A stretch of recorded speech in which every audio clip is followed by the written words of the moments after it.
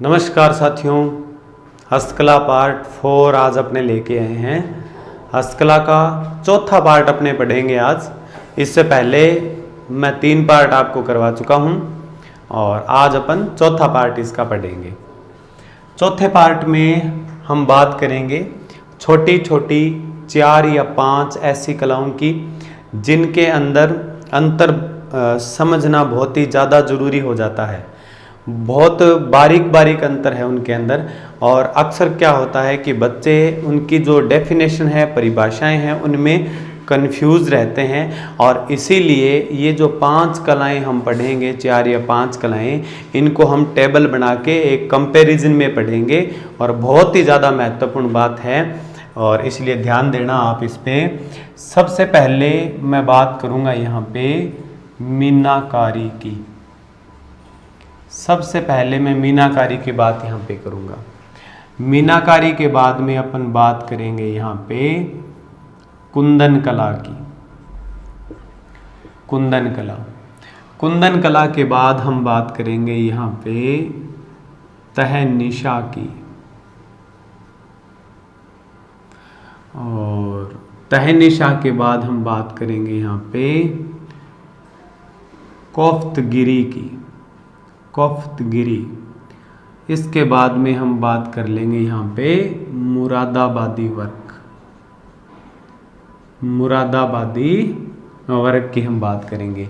ये 5 चीज़ें हैं, 5 चीज़ें हमें कंपैरिजन में पढ़नी है और 5 चीज़ों के अंदर क्या अंतर है, ये सारी चीज़ें हम पढ़ेंगे। ध्यान रखना बहुत ही ज़रूरी बात है ये। सर्वप्रथम बात करें मीनाकारी की, तो पहले तो मैं इनको टेबल बना देता हूँ अलग से। ठीक है, ये अपनी टेबल बन गई।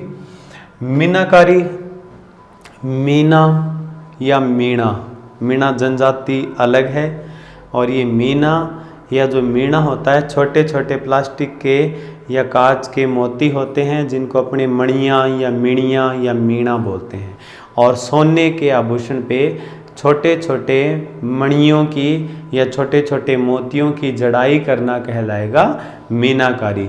कई बार इसको सही तरीके से तो मीणाकारी कहा जाता है। इसका मतलब स्वर्ण आभूषण पे मीणा की जड़ाई करना या मीणा चढ़ाना क्या कहलाएगा, मीणाकारी कहलाएगा।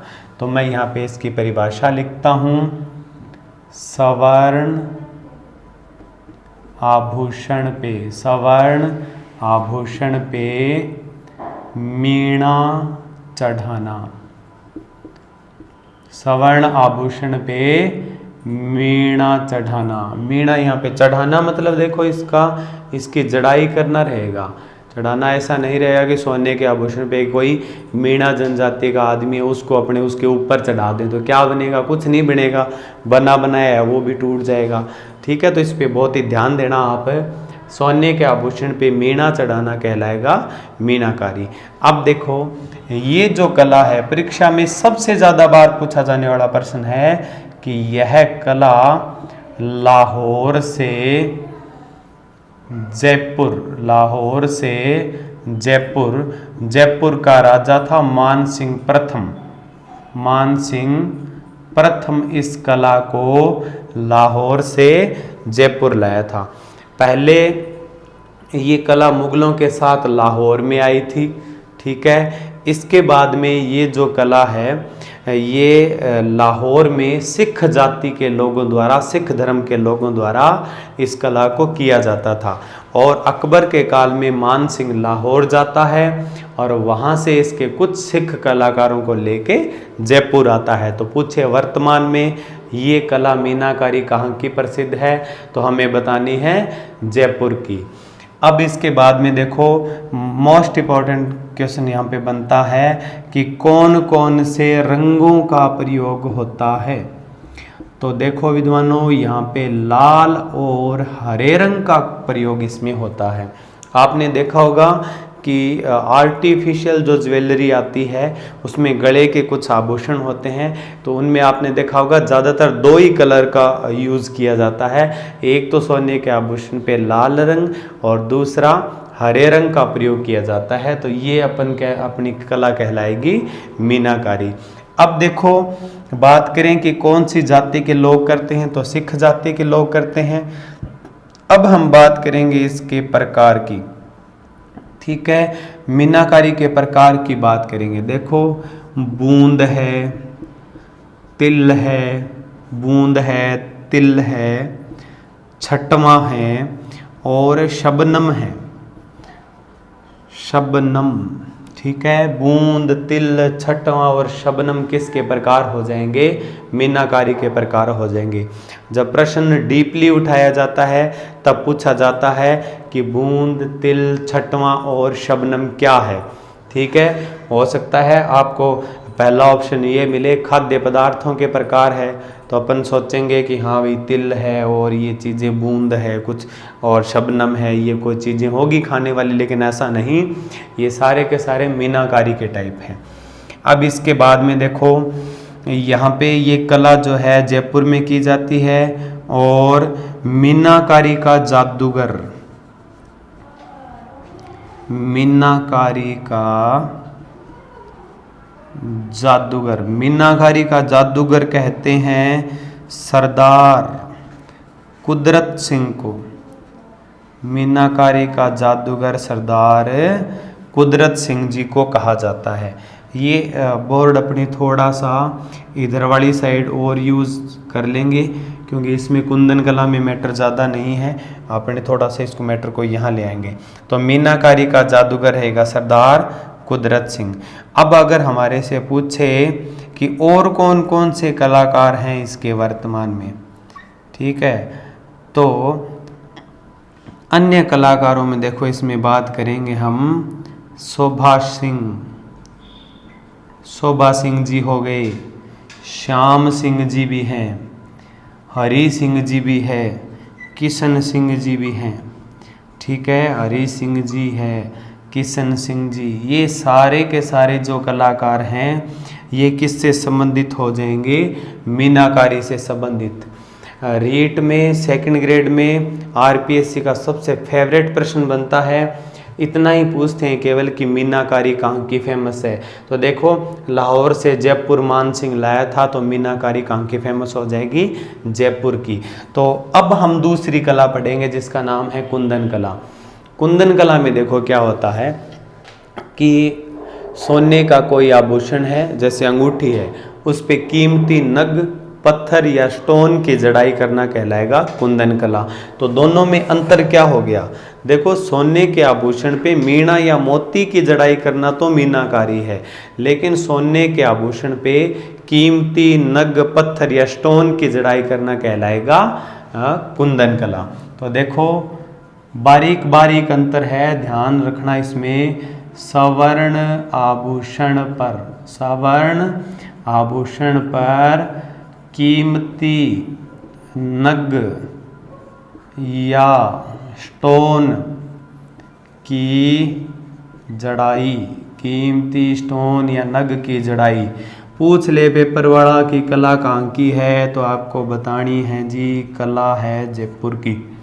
ठीक है, दोनों ही कलाएं कहाँ की होगी? दोनों कला अपने होगी जयपुर की। ठीक है, अब इसके बाद में देखो तहनिशा, पूरा ध्यान से समझना है इस चीज को कि तहनिशा क्या चीज होती है। तह क्या होती है? तह का मतलब होता है किसी चीज की खुदाई करना, तह कहलाएगा।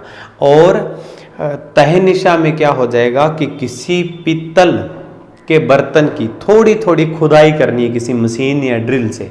पीतल के बर्तन की थोड़ी थोड़ी खुदाई करनी है और फिर उसके अंदर हमें क्या कर देना है? कोई तार भर देना है, जिसको हम कहेंगे तहनिशा। ठीक है, इसमें बर्तन सामान्य अपने ले सकते हैं, पीतल के अलावा सिल्वर का, तांबे का कोई बर्तन ले सकते हैं, और उसके अंदर हम क्या करेंगे? कोई तार जो है, पतला तार, उसकी परत बना के शीट तैयार करके और वो इसमें भर देंगे। ठीक है, सामान्यतः इसको ये हम कह देंगे कि अगर सिल्वर का बर्तन हो तो ज़्यादा बढ़िया रहेगा। सिल्वर के बर्तन की हम खुदाई करके उसके अंदर बीच बीच में क्या करेंगे? पीट के पीतल का तार भर देंगे। तो सीधा सा यहाँ पे स्पष्ट हो गया कि पीतल का तार भरना क्या कहलाएगा? तहनिशा कहलाएगा। तहनिशा, पीतल का तार भरना तहनिशा, पीतल का तार भरना तहनिशा कहलाएगा। तो देखो यहाँ पे परिभाषा बनी बर्तनों की। 1 मिनट में मार्कर चेंज कर लेता हूँ थोड़ा सा। देखो बर्तनों की खुदाई या नक्काशी कहेंगे इसको, बर्तनों की खुदाई या नक्काशी कर उसमें पीतल का तार भरना, पीतल का तार भरना कहलाएगा तहनिशा। ये कला कहाँ की हो जाएगी? जयपुर की हो जाएगी, अलवर की हो जाएगी, और इसमें उदयपुर भी नाम अपन को मिलता है। अब ये चीज़ हो गई अपनी तहनिशा। फिर देखिए आप कोफ्तगिरी क्या होती है। कोफ्तगिरी, कोफ्तगिरी, कोफ्तगिरी देखो कई बार अपने ऐसे बोलते हैं ना कि दादागिरी कर रहा है ये आदमी। तो मैं केवल ये बातें आपको इसलिए बता रहा हूँ ताकि आपको थोड़ा सा, क्योंकि बारीक बारीक अंतर है, कन्फ्यूज़न ज़्यादा होता है, इसलिए कुछ ऐसा तरीका हम बना लेते हैं जिससे हमारे आसानी से ये चीज़ें याद रहें। तो जैसे अपने बार बार बोलते हैं दादागिरी दादागिरी, वैसे कोफ्तगिरी है। जो लोग गुंडागर्दी करते हैं, बदमाश आपराधिक प्रवृत्ति के जो लोग होते हैं, वो क्या करते हैं? हथियार रखते हैं। दो दादागिरी करते हैं, वो हथियार रखते हैं, और हथियार के जो हत्थे होते हैं ना, उनके ऊपर सोने या चांदी के तार से डिजाइनिंग की जाती है। उस कला को हम कहेंगे कोफ्तगिरी। तो देखो हथियार के हत्थों पर, हथियार के हत्थों पर सोने चांदी की डिजाइनिंग, ठीक है, क्या कहलाई? कोफ्तगिरी। ये कला भी कहाँ की हो जाएगी? जयपुर की हो जाएगी, अलवर की हो जाएगी, और उदयपुर में इसमें नाम मिलता है, उदयपुर भी नाम मिलता है इसमें। एक बात और ध्यान में रखना कि हमने यहाँ पे हथियारों की बात की है, और अगर आपसे कोई एग्जाम वाला पूछ ले कि बता तलवारें कहाँ की फेमस हैं, तो तलवारें आपको बतानी है सिरोही की। तलवारें सबसे ज़्यादा फेमस सिरोही की तलवारें हैं, ठीक है। लेकिन कोफ्तगिरी की हम बात करेंगे, जयपुर की फेमस है, अलवर की फेमस है, उदयपुर भी नाम इसमें मिलता है। मैं आपको एक डायग्राम बना के बताता हूँ। जैसे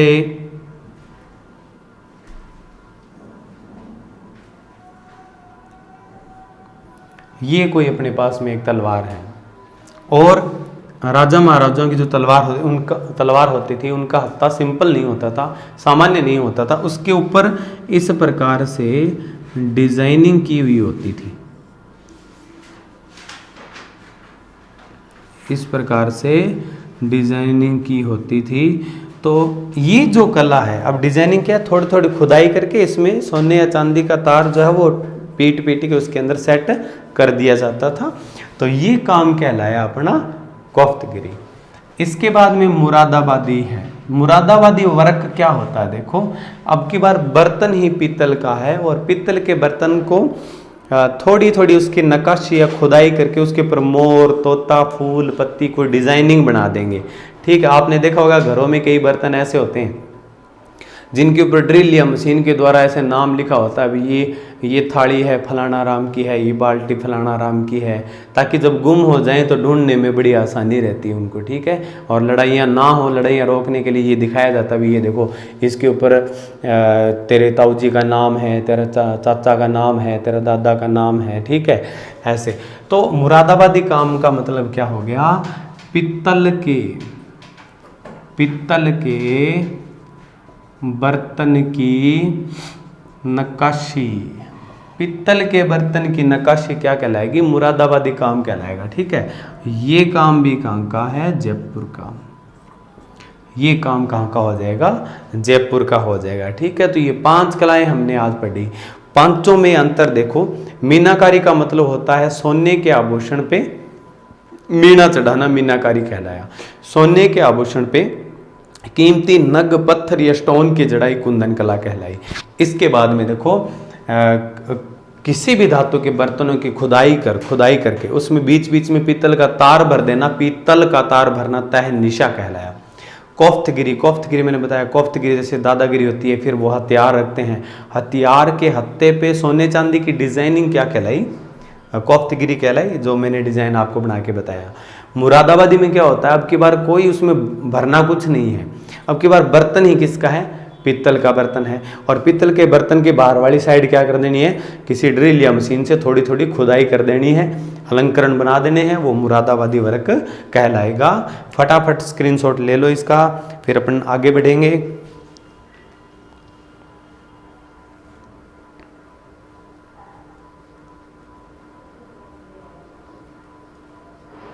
ठीक है, अभी 5 कलाएं हमने छोटी छोटी पढ़ ली है। ये वैसे अगर बात करें तो इसमें पॉइंट बन जाता है इसका धातुओं की चित्रकारी या धातुओं पर चित्रकारी।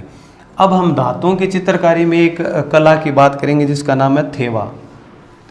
थेवा बहुत ही मोस्ट इम्पोर्टेंट है भाई थेवा, और परीक्षा में बहुत बार पूछा जाता है। रीट सेकंड ग्रेड वाले जो बच्चे होते हैं और उनसे ज़्यादातर ये बात पूछी जाती है कि बता थेवा कला कहाँ की प्रसिद्ध है।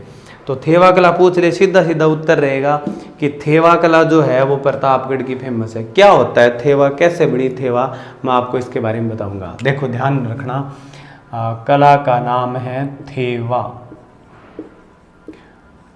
थेवा कला। ठीक है, थेवा कला में क्या होता है, पहले तो मैं इसकी परिभाषा लिखता हूँ, वो ध्यान रखना आप। नीले हरे पीले, नीले हरे पीले बेल्जियम कांच पर, बेल्जियम कांच पर। ठीक है, बेल्जियम एक क्वालिटी होती है कांच की एक अलग से, जिसको बेल्जियम कांच बोलते हैं। देखा मैंने भी नहीं अभी। देखो नीले हरे पीले बेल्जियम कांच पर सवर्ण चित्रांकन, मतलब सोने की चित्रकारी क्या कहलाएगी, थेवा कला कहलाएगी। ज्वेलरी बनती है, आभूषण बनते हैं इसके, बहुत ही बढ़िया होते हैं। ठीक है, अब देखो इसके बाद में कैसे करनी है वो कला। जैसे मान लो ये हमारे पास में कांच का टुकड़ा है, गले का आभूषण बनाना है हमें, ये कांच का टुकड़ा है अपने पास में। अब देखो इसके ऊपर पहले तो आप क्या करो, एक डिज़ाइन जो है डिज़ाइन की खुदाई करवा दो। ऐसे खोद दिया डिज़ाइन एक, इसको तो बोलेंगे अपने थेरना, इसको थेरना बोलेंगे। अब डिज़ाइन खोदा है, अपनी खुदाई की है, इसमें कुछ ना कुछ भरेंगे, तो सोने की जो सीट तैयार करेंगे इसमें भरने के लिए। तो ये जो स्टार जैसी खुदाई हमने कर ली, ऐसे ही एक हम सोने की सीट तैयार करेंगे ताकि रख के इसके अंदर सेट करके और पीट पीट के इसके अंदर एकदम फिक्स कर दें। तो ये जो सोने की पतली शीट तैयार करना कहलाता है वादा। तो कांच की नक्काशी या खुदाई करना थेरना, और उसमें भरने के लिए शीट तैयार करना कहलाएगा वादा। अब देखो ये जो शीट तैयार हमने की है ये वादा हो गया। ठीक है, इन थेरना और वादा दोनों नामों को मिला के इस कला का नाम बना थेवा। क्या नाम बना है, थेवा नाम बना है। अब देखो ये कला कहाँ की है, प्रतापगढ़ की है। ठीक है, ये मोस्ट इम्पोर्टेंट प्रश्न बनता है, ज़्यादातर यही पूछेंगे, प्रतापगढ़ की ये कला हो जाएगी। अब देखो इसका प्रारंभ किसने किया, प्रारंभ किया जी नाथू जी सोनी ने। नाथू जी सोनी ने इस कला का क्या किया है, प्रारंभ किया। नाथू जी सोनी ने ये कला प्रारंभ की थी। अब देखो वहाँ का एक राजा था, कहाँ का, प्रतापगढ़ का एक राजा था, नाम था सामंत सिंह। राजा सामंत सिंह ने, राजा लिख देता हूँ यहाँ, राजा सामंत सिंह ने नाथू जी को, अब नाथू जी से ये राजा क्या हो गया, प्रसन्न हो गया। और प्राचीन काल में जितने कलाकार हुआ करते थे उनको राजा इनाम देता था, उपाधि देता था, और कुछ जो गांव है कुछ जमीनें देता था जिनको जागीर कहते थे, भी जागीर दे दी इसको। ठीक है, तो राजा सामंत सिंह ने नाथू जी को बजारड़ व बोरदियो गांव, बोरदियो गांव की जागीर, जागीर मतलब गांव दे दी इनको दो, वह एक उपाधि दे दी जिसका नाम था राज सोनी। राज सोनी, राज सोनी की इनको उपाधि दे दी। उसके बाद में जितने भी प्रतापगढ़ वाले जितने भी सोनी हैं वो राज सोनी नाम से जाने जाते हैं। बिसोनी तो है ही, लेकिन सभी सुनारों के क्या हैं, राजा हैं, इसलिए राज सोनी नाम से इनको जाना जाता है। तो ये इतना काम हो गया। अब इसके बाद में हम बात करेंगे कि बताओ अन्य कलाकार कौन कौन हैं। अन्य कलाकार की हम बात करेंगे तो यहाँ पे रामनिवास सोनी, रामनिवास जी सोनी, और एक हैं शंकर दयाल जी सोनी। रामनिवास सोनी और शंकर दयाल जी सोनी जो है बहुत ही बढ़िया फेमस कलाकार रहे हैं। ठीक है, अब देखो इसके बाद में एक मोस्ट इम्पोर्टेंट बात बताता हूँ आपको। मोस्ट इम्पोर्टेंट है, मैं आपको यहाँ पे निशान बना देता हूँ, रोडवेज का निशान है ये, मोस्ट इम्पोर्टेंट। देखो विशेष बात क्या रहेगी कि ये जो सोनी परिवार है ये अपने घर की बहन, बेटी, बहू किसी को भी ये कला नहीं सिखाता, केवल ये कला उत्तराधिकारी पुत्र को सिखाई जाती है। कारण है इसके पीछे, मान लो वहाँ कोई लड़की है उसको ये कला सिखा दी और उसका ससुराल कोई और डिस्ट्रिक्ट में, हनुमानगढ़, गंगानगर, जयपुर कहीं पर भी है, जोधपुर कहीं पर भी है, और वो फिर क्या करेगी कि अपने गांव आके और अपने परिवार वाले सुनारों को ये कला बता देगी। मान लो किसी कोई लड़की का पीहर प्रतापगढ़ है, वो ये कला सीख गई, तो अब वो अपने ससुराल में आके, कोई और डिस्ट्रिक्ट में उसका ससुराल है, उन सुनारों को ये चीज़ बता देगी। अब उनको जब ये बता देगी तो जब ये सारी जगह बनने लग जाएंगे तो प्रतापगढ़ हम इनको लेने के लिए नहीं जाएंगे। इसीलिए इस कला को एक ही जगह तक सीमित रखने के लिए इस राज सोनी परिवार ने एक नियम बना दिया कि केवल उत्तराधिकारी पुत्र को ये कला सिखाएंगे। ठीक है, तो विशेष में लिख देंगे हम, यह कला केवल उत्तराधिकारी, केवल उत्तराधिकारी पुत्र को, उत्तराधिकारी पुत्र को सिखाई जाती है, केवल उत्तराधिकारी पुत्र को सिखाई जाती है। तो ये प्यारे विद्यार्थियों हमारी बात होगी थेवा कला के बारे में। ठीक है, उम्मीद है आपको बहुत ही बढ़िया तरीके से समझ आया होगा। ठीक है, बढ़िया तरीके से नोट्स बनाओ, स्क्रीनशॉट लो इसके और रीडिंग लगाते रहो बार बार।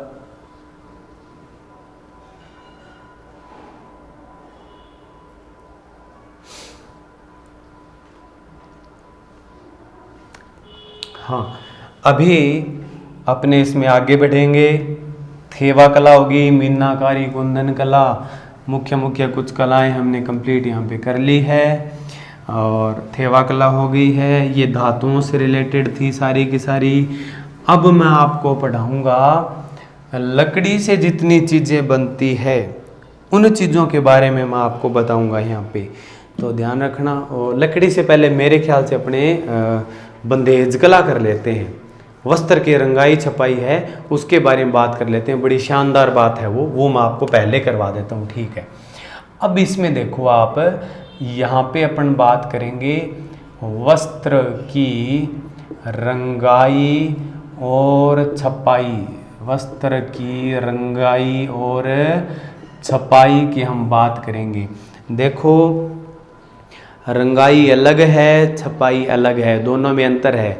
रंगाई में क्या होता है कि अपने ड्रम में डुबो के या ब्रश से रंगाई कर दी कपड़े की, लेकिन छपाई में क्या होता है, छपाई छापे से होती है, और छापा लकड़ी का, रबर का, इस प्रकार की वस्तुओं का छापा बना होता है। जैसे उदाहरण के लिए इस प्रकार का कोई लकड़ी का ठप्पा पड़ा है अपने पास में, और वो कलर में डुबोया और कपड़े पे लगा दिया, तो ये ठप्पे से जो छपाई है वो उसको छपाई बोलेंगे हम, इसको रंगाई नहीं कहेंगे। ठीक है, और यदि कोई कपड़ा है उसको ड्रम में डुबो दिया तो वो रंगाई हो जाएगी। अब देखो यहाँ पे दो बातें हैं, रंगाई छपाई मैंने साथ में लिखा है तो ध्यान रखना। हाथ से छपाई, हाथ से छपाई कहलाएगी ब्लॉक प्रिंट। हाथ से छपाई को क्या बोलेंगे, ब्लॉक प्रिंट बोलेंगे। और ठप्पे से छपाई, ठप्पे से छपाई को हम बोलेंगे भांत की छपाई। क्या बोलेंगे? भांत की छपाई। ठप्पे से जहां भी छपाई हो उसको अपन भांत की छपाई बोल देंगे। ठीक है। अब भांत में भी कई भांत होते हैं, जिनमें तारा भांत, केरी भांत, लहर भांत, जवार भांत, ये सारी चीज़ें होती है। अभी मैं आपको बताऊंगा इनके बारे में और बातें।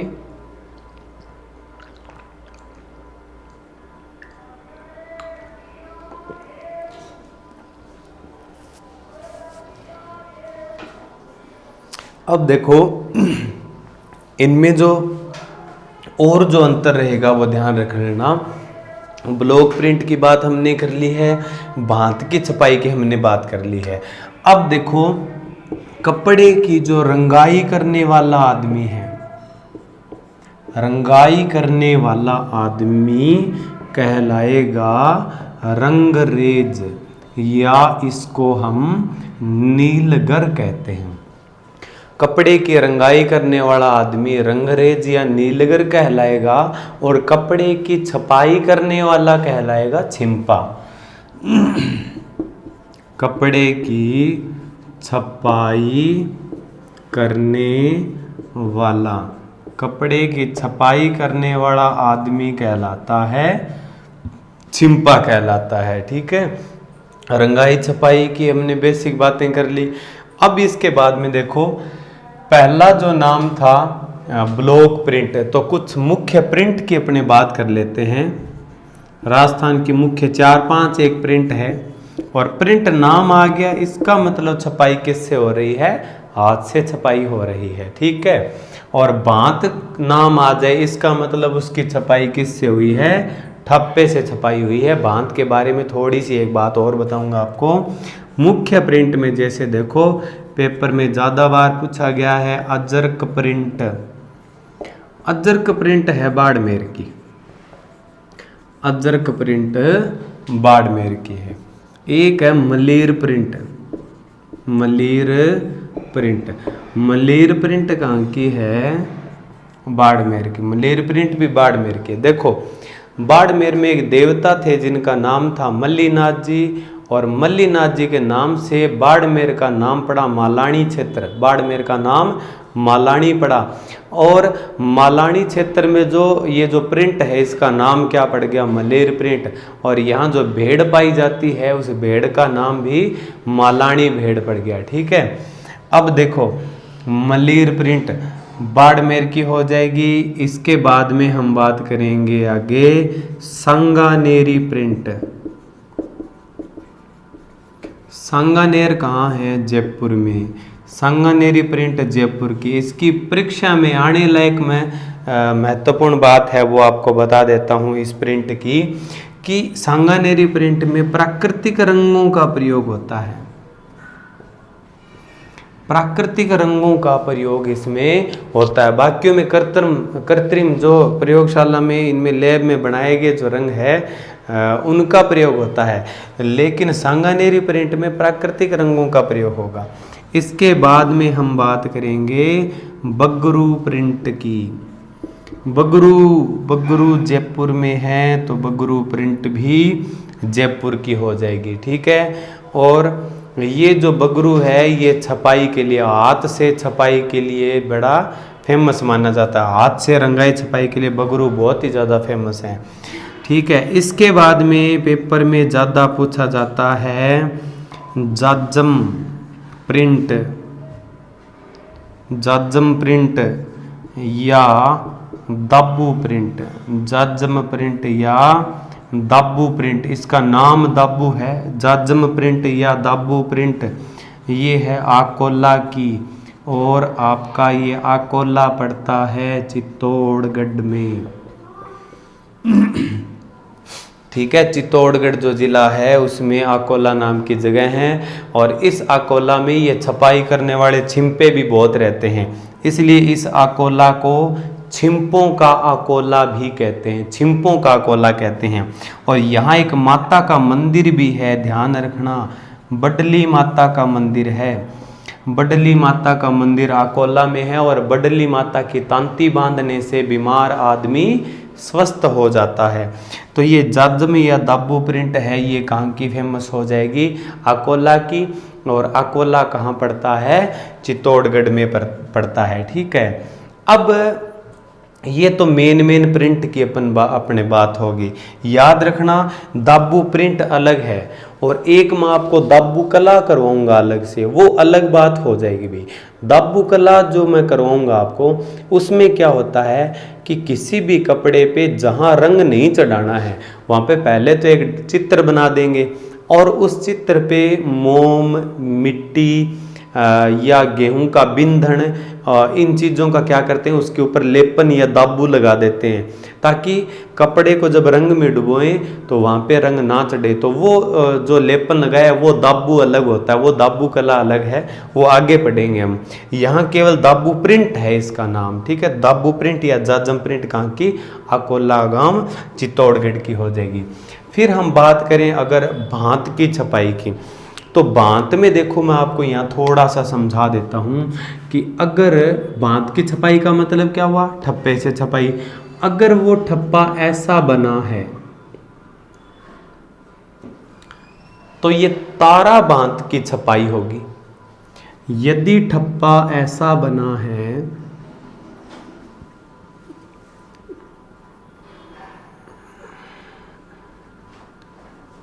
ऐसा बना है, केरी जैसा डिजाइन है इसका। ठीक है, तो केरी जैसा ठप्पे से छपाई करें तो वो छपाई हो जाएगी केरी भांत की छपाई।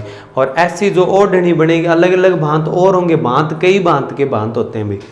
तो देखो इस प्रकार से भांत के प्रकार हो जाएंगे, तारा भांत, केरी भांत, लहर भांत, ज्वार भांत। और ये जो भांत है इनकी ओढ़नी बड़ी फेमस है। तो केरी भांत, तारा भांत, लहर भांत और ज्वार भांत आदिवासी महिलाओं की ओढ़नी के प्रकार है। ठीक है, आया समझ में। अभी आप इसका भी स्क्रीनशॉट ले लीजिए।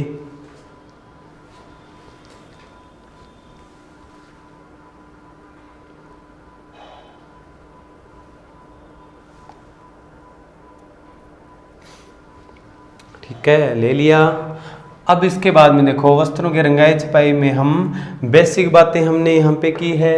इसके बाद में क्योंकि रंगाई की बात हो रही है, अभी हमने छपाई की बात की थी, अभी रंगाई की बात करेंगे। रंगाई की जब बात करेंगे तो रंगाई की एक कला है जिसको हम कहते हैं बंधेज कला। रंगाई की कला हो जाएगी अपने पास में बंधेज कला। बंधेज की मैं आपको बात बताऊंगा, यहाँ पे रहेगी बंधेज कला।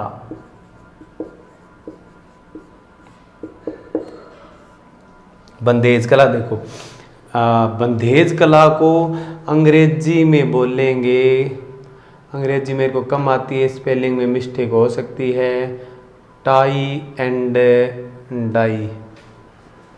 टाई एंड डाई मतलब कपड़े को, टाई मतलब क्या होता है, कपड़े को बांधना। डाई मतलब क्या होता है, कपड़े को रंगना। कपड़े को बांध के रंगाई करना कहलाएगा टाई एंड डाई। ठीक है, टाई एंड डाई कहलाएगा। तो देखो परिभाषा बनी, वस्त्र को बांध कर उसकी रंगाई करना। कपड़े को बांध कर रंगाई करना क्या कहलाएगा, बंधेज कला कहलाएगा। मैं आपको बताता हूँ किस प्रकार से की जाएगी ये। ठीक है, देखो ये हमारे पास में एक कपड़ा है, मान लो ये हालांकि थोड़ा सा गंदा है लेकिन फिर भी ध्यान रखना, ये जो कपड़ा है इसको बीच बीच में गांठों से बांध देंगे अपने। ठीक है, गांठे मार मार के बीच बीच में से बांध देंगे, फिर उसको कलर में डुबोएंगे, फिर निकालेंगे, फिर उसको सुखा देंगे। जहाँ पे गांठे बंदी है वहाँ पे रंग नहीं चढ़ेगा। तो ये जो हमने कपड़े को बांध के जो रंगाई की है इसको हमने नाम दिया है बंधेज कला। अब देखो बंधेज कला की बेसिक बात क्या है। पहली बात तो ये कला मुल्तान से मारवाड़ आई। ये कला कहाँ से आई है, मुल्तान से मारवाड़ आई है। ठीक है, मुल्तान से ये कला मारवाड़ आई। इसके बाद में हम बात करेंगे कि ये जो बंधेज है इसका सर्वाधिक कार्य सर्वाधिक सुजानगढ़, सुजानगढ़ चूरू में है भाई। बंदेज का सर्वाधिक, तो ध्यान रखना बहुत सारी चीजें यहाँ पे एक ही में ही कंप्लीट हो जाती है। सर्वाधिक सुजानगढ़ चूरू में सबसे ज़्यादा काम होता है। सुजानगढ़ में सेठिया जन्मा था, सेठिया कन्हैयालाल सेठिया जन्मा था। और सुजानगढ़ चूरू के अंदर ही तिरुपति बालाजी का मंदिर बना है। सुजानगढ़ चूरू में ताल छापर अभयारण्य बना है। और सुजानगढ़ चूरू में ही दान चंद चोपड़ा की हवेली बनी है, ठीक है। और यहाँ पे जो आदमी जन्मा था सुजानगढ़ में कन्हैयालाल सेठिया, उसको राजस्थानी भाषा का मोबीपूत कहा जाता है। मोबीपूत मतलब बड़ा बेटा, क्योंकि सेठिया जी की बहुत ही फेमस रचनाएं हैं। मैं आपको बीच में थोड़ी सी बता देता हूँ। पाथल पित्थल, धरती धोरारी, जमीन रोधनी कुण, ठीक है, मिंझर तुम्हें सौगंध है सिरोही के वीरों की। ये जो रचनाएं हैं ये कन्हैयालाल जी सेठिया की रचनाएं हैं, जो कहाँ जन्मे थे? सुजानगढ़ चूरू में जन्मे थे, ठीक है। अब इसके बाद में हम बात करेंगे कि बंधेज मंडी। देखो बंधेज का काम तो सुजानगढ़ में है, लेकिन बंधेज मंडी कहाँ पे है? जोधपुर में। बंधेज मंडी कहाँ हो जाएगी? जोधपुर में है बंधेज की मंडी। इसके बाद में बात करें कि जोधपुर का एक आदमी था तैयब खान।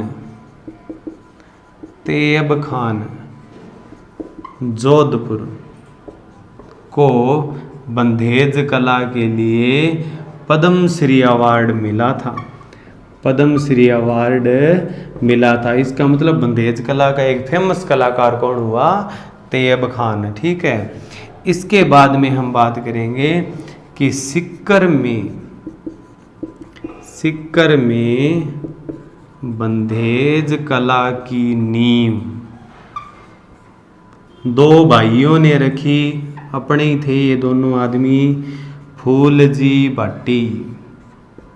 फूलजी भाटी व बागजी भाटी। फूलजी भाटी व बागजी भाटी ने रखी। तो पूछ ले कि सिक्कर में बंधेज कला की नींव किसने रखी? तो दो भाई थे, फूलजी भाटी और बागजी भाटी ने रखी थी। इसके बाद में हम बात करेंगे बारीक बंधेज की। बारीक बंधेज की हम बात करेंगे। बारीक बंधेज है मारवाड़, शेखावाटी, दो डिस्ट्रिक्ट आ जाएंगे साथ में, कोटा और बूंदी। कोटा और बूंदी, ठीक है। मारवाड़ मतलब जोधपुर और इसके आसपास का एरिया। शेखावाटी मतलब सिक्कर, चूरू, झुंझुनू। यहाँ का बारीक बंधेज बहुत ही ज़्यादा क्या हो जाएगा? फेमस हो जाएगा। अब इसमें देखो कि जब अपने बंधेज कला शुरू करेंगे तो उस समय उसके ऊपर कोई न कोई अगर हमें डिज़ाइन बनाना है, जैसे कई बार देखा होगा हाथी, चिड़िया, मोर, इनके चूहा या कोई भी ऐसा डिज़ाइन बना होता है, तो उसको क्या कहेंगे? उसको कहेंगे विद्वानों टीपना। टीपना बोलेंगे। अगर अपने याद रखने के लिए अगर रंग चढ़ाने को लीपना कहेंगे, मान लो कि रंग चढ़ाने को लीपना कहेंगे, तो लीपने से पहले जो चित्र बनाएंगे उनको क्या कहेंगे? टीपना। क्या कहेंगे? टीपना। तो टीपने की परिभाषा क्या बनेगी? बंधेज से पूर्व, बंधेज से पूर्व चित्र उकेरना। बंधेज से पूर्व चित्र उकेरना क्या कहलाएगा? टीपना। पहले चित्र उकेरेंगे फिर रंग चढ़ाएंगे उसमें, ठीक है। तो रंग चढ़ाने को लीपना कहेंगे, तो लीपने से पहले टीपना, टीपने के बाद लीपना, लीपने से पहले टीपना, टीपने के बाद ठीक है। तो यहाँ तक की बातें हमने कंप्लीट कर ली।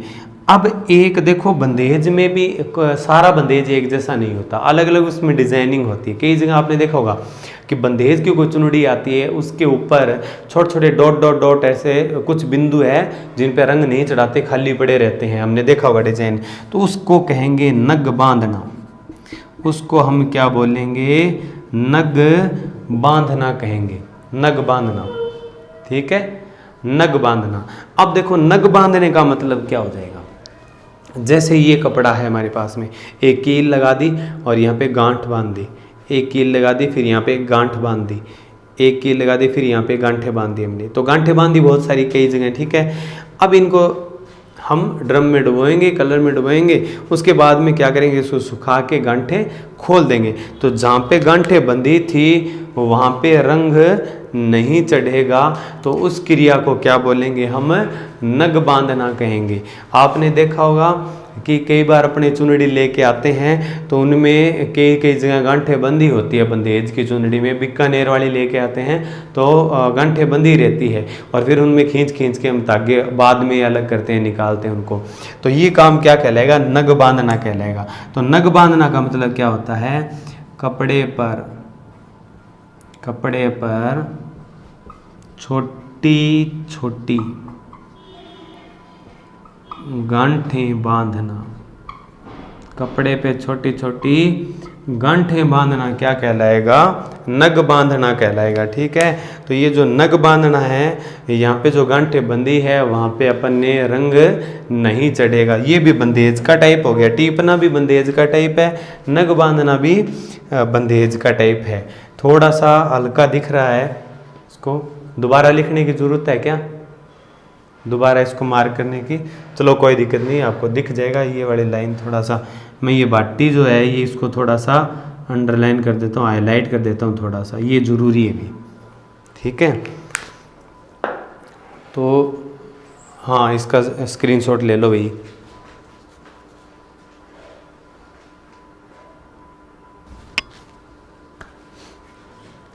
ठीक है, तो ये जो बंदेज कला है इसमें दो चार एक बातें थोड़ी सी महत्वपूर्ण और है, आगे हम वीडियो में बंदेज के कुछ एक टाइप और पढ़ लेंगे। जो हमने वस्त्र प्रधान वाले टॉपिक में बंदेज के बारे में हमने पढ़ा था, लेकिन यहाँ अगर बंदेज की बात करें, केवल बंदेज की बात करें, तो इससे संबंधित ये बातें हैं, इतनी महत्वपूर्ण बातें मैंने आपको करवा दी। बंदेज के टाइप होते हैं, जैसे लुगड़ा है, मोठड़ा है, बहुत सारी चीज़ें, वो मैं इससे पहले वस्त्र परिधान वाला एक टॉपिक है उसमें करवा चुका हूँ, और आगे एक दो वीडियो और बना के और वो जो टॉपिक हैं, ये जो कुछ बातें हैं, ये दोबारा बार बार करवाते रहेंगे। ठीक है, तो आज के वीडियोज़ में इतना ही, और नेक्स्ट पार्ट में हम हस्तकला में कोई नई कला के साथ आएंगे, आपके सामने प्रस्तुत होंगे। धन्यवाद, राम राम।